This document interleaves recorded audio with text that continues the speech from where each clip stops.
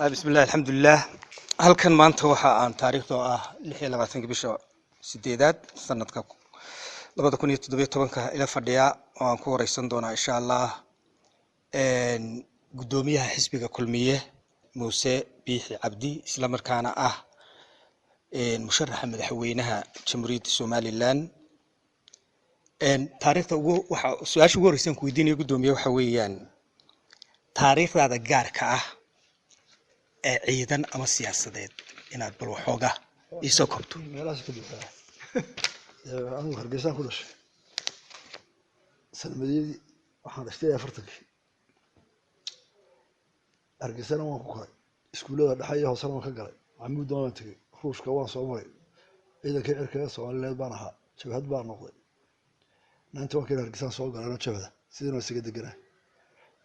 Soomaaliland ka mid ah shirkeedii iyo dibdhiskeedii iyo xisbiyeedii iyo dawladeedii intaana waan mawladana waa dhex joogay marka alxamdulillah imka oday weyn baan hooday wax badan soo joogay way badan soo joogay su'aasha labadan gudbiya xaweye gudoomiye waxa jira dad aan ismaamuli karin oo ay ka mid yihiin kuwa xanuunku maskaxda ka asiibay dhimirkoodii iyo miyirkoodii waayay waxa ka mid ah dad goblan ah oo cid daryeesha aan haysan oo gaboobay oo shaqaysan karin waxa ka mid ah agoomo iyaguna maxaan idhahdaa aan cid iyaguna cid daryeesha haysanin oo aad u jilicsan haddii aad ku guulaysato xilka madaxweynenimada ee dalka kuwaasi ma kuu noqonayaan ama dowladdaada ma u noqonayaan kuwa ugu mudan ee ay daryeelka koobaad siiso horta qofku hadduu qof weyn yahay oo intaa dadkiisa xor soo hayay oo la soo noolaa oo waay badan la soo joogay horta imika xilku way saareen qof walo aniga ila daa ama mujtamacaade oday ka soo ahaana uu saaray marka madaxweynaha markaad noqoto xilka ka imika ay saaran ku ka weyn foori maayo madaxweynaha meel baa lagu xidhaa waa loo soo warraba dad baa waraaqo keen anigu imika dadkana aad sheegaysa ka waalan inta magaalada waalan nus waan iskaran waa saaxiibada jihadi way badii sababtay waa shayna waan garanayaa wixii ku dhacay xaaladdoodana waa isarayna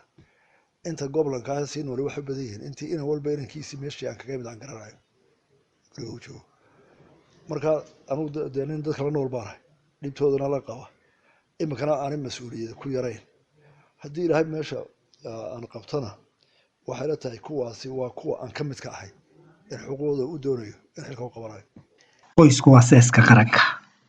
qoysku hadduu hagaago qarankuna waa hagaagaya waxa aynu la wada soconnaa in qoysaskeena badankoodu ay dhaliil badan leeyihiin guryaheena badankooda ay ka soo baxaan oo ka soo barbaaraan carruur tuugnimo budhcadnimo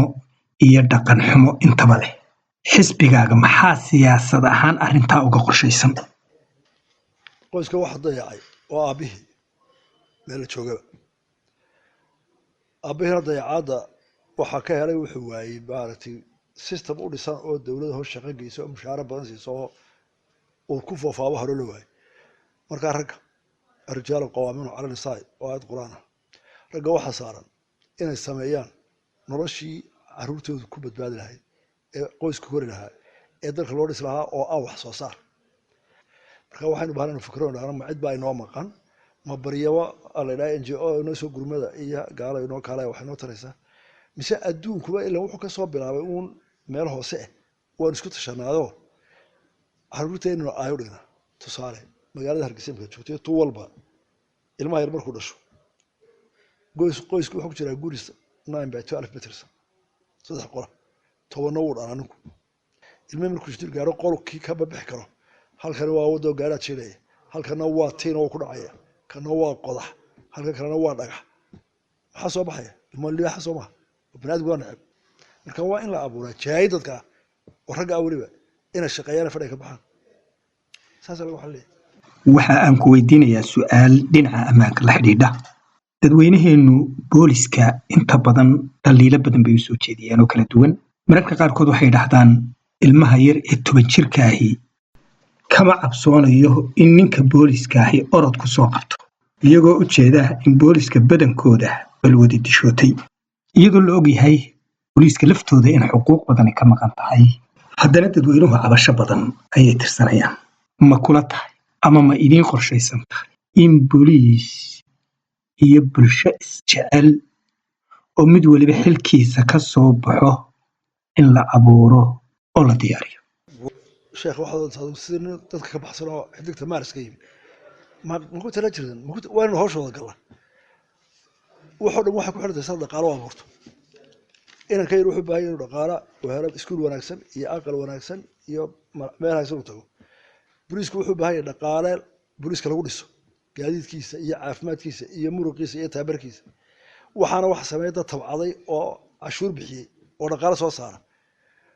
war waxaa loo baahan yahay in dadka dalkani ee weliba ragga ilaahay hawsha u diray ee layidhi idinka adduunyada maamula ee khaliifo looga dhigay in aynu tacabno beer qodnaya macdan qodnaya bad wax ka soo saaraya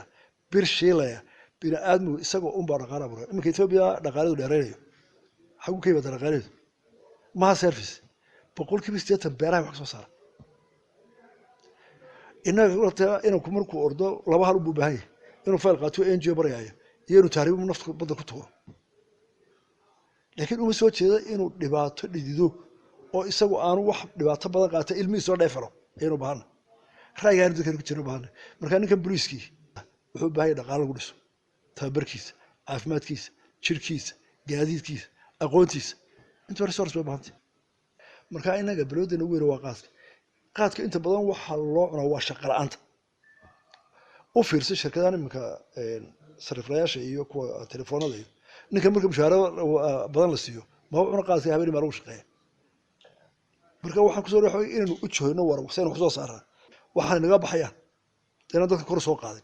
kor soo qaadin amal buu xiriyay hadal kuma baxayde duco kuma baxside duco badan iyo hadal qurux badan mikrofon laga jeediya ma inoo shaqeynayso marka wax wali waxa ku xigay salka in wax la soo saaro dadkana la jeheeyo si ay wax u tabcadaan kii ari dhaqaaya kii beer qodaaya kii kalluun soo dawaaya kii warshad shiilaya kii maskaxda ay wax qoraaya buu qoraaya kii fikrad kala keenaya taasaynu baahna kafta gabayaashii hooyo cayga iyo reer cayguna dhaafraynu baahna war wax kala qaban waa gartay waxa kaloo jirta dhibaato kaloo iyaduna runtii aad ka dareemayso bulshadeena dhexdeeda waxa taasi tahay musuqmaasuqay ka mid tahay siiba waxa la yiraahdo laaluushka waagii hore laaluushka marka qofka qaadanaya uu la xishoon jiray hadda lama xishoodo xafiiska dhexdiisa ayuu ku gorgortamaa taa maxaa kaaga qorshaysan taa wali bedela taasi waxay ku saabsan tahay ay toos saaran tahay cidda maamulka haysa taa dadku ma wadaago taasi waana ma baahna qofka mas'uulka loo baahan inuu joojiyo oo wixii talaabo ku qaadana talaabo laga qaado markaan uu dhamaan sayid taa hadba cidii xilka haysa ay mas'uul saarantay inuu ka dagaalamo dadka madax taalataas waa gartay golayaasheena baarlamaanka iyo deegaanka qabiilka ayaa waqtigan aynu joogno soo xula isla markaana iyaga soo doorta waliba odayaashu marka ay soo xulayaan qofka mudnaanta koowaad waa inuu lacag haysto taasi durbaba waxa inoo muuqda dhibaatooyin badan oo ka dhashay waxaad moodaa bulshadu inaanay ka raalli ahayn ma xisbiyada kaalintoodii gabay oo ay ahayd iyagu inay doorkan qaataan hadday kaalintoodii gabeen maxay u gabeen haddiise aanay kaalintoodiiba ahayn marxaladda ma in lagu sii jiraabaa fiican mise in laga baxo haddii se laga baxayo maxaa tala haysa binaad marxalad badan buu maraa qabriga waa la soo wada maray dowlad kastoo imika adduunka joogta qabiiladuna xitaa waa jirtaa marxalad waxaa jirta adduunka o dhan soo wada maro qabiiladan maraykanka imika arkaysa oo Trump qabiilad ku soo baxay waraya cadaanay lana qabsayay marka society wuxuu ka gudbaa qabiilada waa aqoon marka hore reeray yar oo meel degan oo reer heelan ah magaalooyin baa abuurmay magaalooyinka qabiilada waa inay baabiyaa oo isdhex galaya ninkii magaalada jooga reer oo baahnay wuxuu baahay magaaladii inuu isna wax soo saaro waxna ka iibsado dadna marka dadku waxay u baxaan sida xirfadlayaasha shaqaale iyo loo shaqeeyay beeraley warshadley kalluunley xoololey waxa abuurmi doona mujtamacyada caynkaas klaaskaas abuurmi doona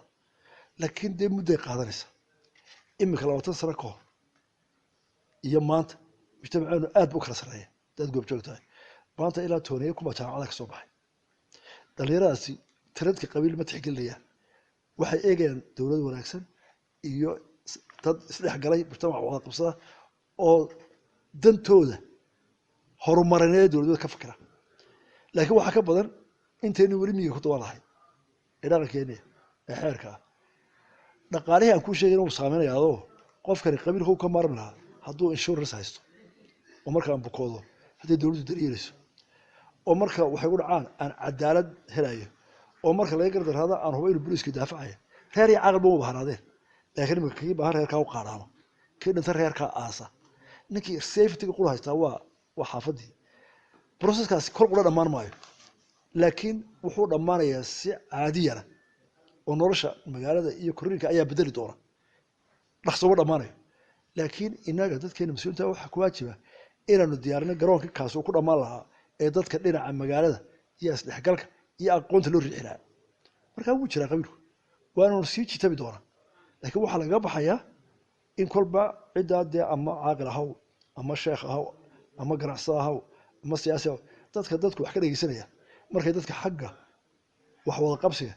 iyo bulshada wax wadaagta u jiido qabaar ka qaado waana laga baxaya qabiilka markay magaaladu la milyan gaadho idina qabiilku shaqo kara mayso xiri dowladda lagu shaqeeyo marka society-ga bedelay baa waan gartay tan xildhibaanada xildhibaanada wax la saari kari maayo ilaa mujtamacu dee taa u gudboona yaa isku dana ilaa imika weli qabiilkan dadku iyaga xoog weyn marka ujeedadeen waxa inuu taa bedelo waxa mashiinka bedelaya waa jaamacadii waxbarashada yaa bedeli doona xisbiyada dadkaa samaystay dadkuna qabaalku waa qabal imika qof kasta primarygiisa waa qabali marka xisbi ma jabin karaan laakiin dee tallaabo kolba tallaabay bedelaya imika doorashadii hore markuu qof xildhibaan soo galo ee uu dhinto qabiilkiisa bedel jir imika xeer baynu gaadhin kii tirada ku xigay baa bedela baarlamaanka reerkii bedelo yaa tirada kusoo xigay baa laydhaha qol kasta ahaade waa tallaabo horumar marka waxaynu xoojinaynaa xeerarka iyo institutionska xoojinaya qarannimada oonu xoog saareen xisbiyadiinu inta badan waxa aa xoogga saartaan dhaliilihiina inaad sheegtaan laakiin maxaa xoogga u saari weydin intaa dhaliilihiina ka sheekaynaysaa inaa barnaamijkiina siyaasadeed ummadda uga sheekaysaan labada dhagood waa madaxrunta labada wasta waan ka ragnaa kayga soo jeedo dhaliishana waan sheegaa kayga programkayga waan sheegaa marka dhegtaada tii waxaan dhegeystaa inta dhaliish kaasi waxa uu ahaa muuse biix cabdi guddoomiyaha xisbiga kulmiye ahna musharaxa madaxweynaha ee xisbiga kulmiye oo anigoo maxamed kaysaahay aan ku waraystay barnaamijka kasmo iyo kaskaaga qaybtiisa qiimaynta siyaasiga isaga oo jooga magaalada Hargeysa.